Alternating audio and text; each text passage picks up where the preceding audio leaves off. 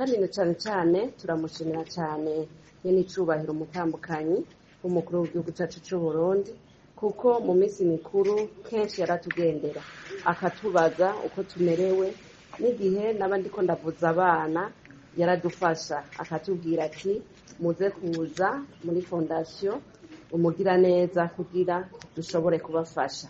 Rero ivyo byose twarabonye ubufasha butandukanye mu byo kuvuza aba bagendana ubumuga bwo kutabona amaso yabo, twagiye kenshi kandi bakadufasha.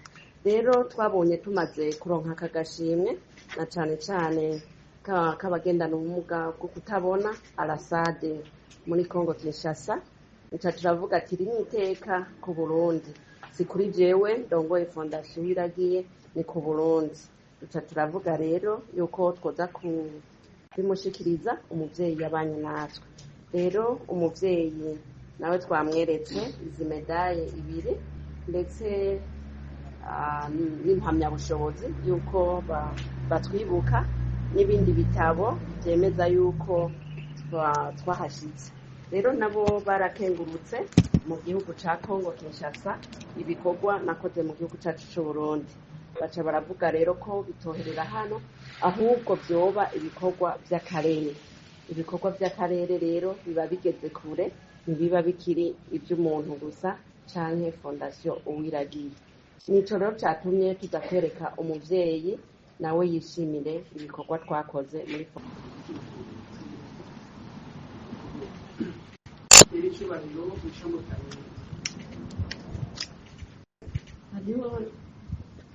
hariho n'ikindi gikorwa twimirije kujamwo n'inama tuzojamwo muri Brazil. Barantumiye nka fondasiyo Uwiragiye ndetse ndojana n'abatabona babiri, umwigeme azoserukira abandi bajene muri fondasiyo canke ugwaruka muri fondasiyo Uwiragiye, hamwe na Daniyeli azoba afise n'inyigisho muri Brazil. Rero twamaze kubibwira umuvyeyi ko dufise urwo rugendo, mbere yadufashe mu mugongo aradufasha n'itike y'umukobwa Emeline. Ivyo turabikengurutse, turi kumwe n'aba batabona twazananye, harimo Daniel na Esperance n'abandi. Twishimye turanezerwa rwose ko umuvyeyi aduteye iteka kugira tuzogenda urwo rugendo, kandi nabwo tuzokurayo ibitari bike, na cane cane ubumenyi ndetse n'ubukerebutsi, kuko bavuga ngo akanyoni katagurutse ntikamenya iyo bweze. Nuko rero turashimiye umuvyeyi cane. Rero muri make ivyo twayaze kugira ngaha vyose mudabihetse, umwe gusa namwe mwabibonye ko yari yaje kudushikiriza runo rupapuro rw'iteka bamuhaye rwo kumushimira ku bikorwa akora byo gufasha abagendana ubumuga bwo kutabona. Rero nanje ndamushimira cyane kubera ni umukenyezi w'umuhizikazi, ni umukenyezi w'intwari. Nico gituma ndadushima cyane. Iyo ataba ubutwari bwiwe ntabashitse kuri no migari, ntabashitse kuri bibiri. Nkamushimira ko mu mpano Imana yamuhaye yashoboye kubera amaso abatabona, yashoboye kubera urumuri abari biheboye bazi ko bahevye. Hariho imiryango imwe ifise abana bafise ibibazo bitandukanye, utumengo babagize ibikoresho byo kubasegesha, ariko wewe yahagurutse ati ntihagire umwana n'umwe ataronka amahirwe yiwe bivanye n'ingabirano afise.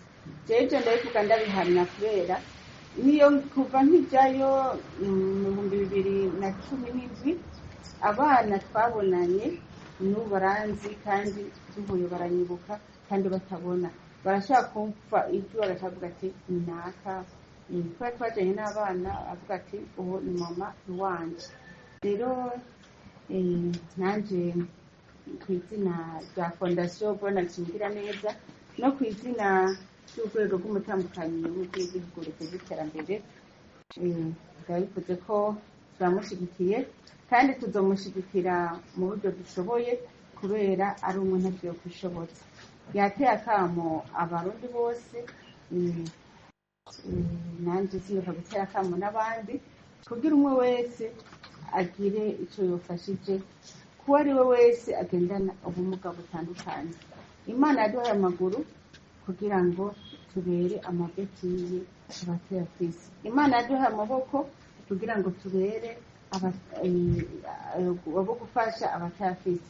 Niyo mpamvu rero ku izina rya fondasiyo Mbonatsingira neza naciye mbona ko twabafata umugongo ku itike ry'umwe muri abo bazogenda, kubera natwe si byo twavukanye, twabirose uko kandi tubironka uko nyene, duhezagiwe natwe dutegereza guhezagira abandi. Kuko harimo navuze ko iyo ufumbatiye ibiganza ukaronka ugapfumbatira ibiganza ntusohore nta n'ikinjira. Rero nicyo gituma abantu bose mukwiye kumva ko gutanga kuzana umugisha kuruta guhabwa, kandi iryo ni ijambo ry'Imana. Nicyo gituma rero mvuga nti bahumure, yambwiye ko urwo rugendo babona ko bazorusiba kubera icyo kibazo, bwambwiye ntihumura hamwe n'Imana urwo rugendo turizera ko bizagenda neza. Hama tukaba tumwifuriza ko yotera imbere, atogarukira muri Afurika yo hagati gusa, akwiragire muri Afurika yose, ndetse yagure n'imbibe. Ni naho yacambwira ko bagomba kuja muri Brezil, baze bumve ko no muri Brezil hashinze imizi fondasiyo umiragiye, izoba ari iteka ku gihugu cose. Azoba yavuga ati Burundi bwacu shinga icumu mu mashinga, tuze twumve idarapo ry'Uburundi riko rirahungabana muri Brezil kubera fondasiyo umiragiye. Rero ibi rero vyo birampimbara iyo mbonye umukenyezi yamaze kwitahura uwo ari we, yamaze kumva yuko atogumiza impano yiwe muhira, ashaka kuyigaragaza kandi n'umutima ubikunze. Jewe ndabikunda cyane kandi ndamuteye intege. Rero mubandanye mutera imbere, mubandanye mufasha abo bana nabo nyine babandanye batera imbere kugira ngo baze bateze imbere igihugu cyacu cy'Uburundi. Turazi yuko barashoboye byinshi, barashoboye kwigisha n'abandi, barashoboye kwiga nk'uko abandi bana biga, kubera ubuhizi n'ubutwari bwa Daniyeli, bwa mwebwe mwese muri ngaha. Ndabashimiye cyane kubona mushaka kwitanga. Hariho ibyo bisaba ukwihangana kwinshi, birasaba n'ubwenge.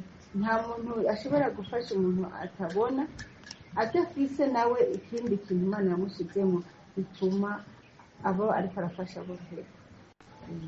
Ibyo rero turakengurutse nitwe tuganuke. Namubwiye ko umunsi narose umwanya nzomucira bino bitabo ndabirabe.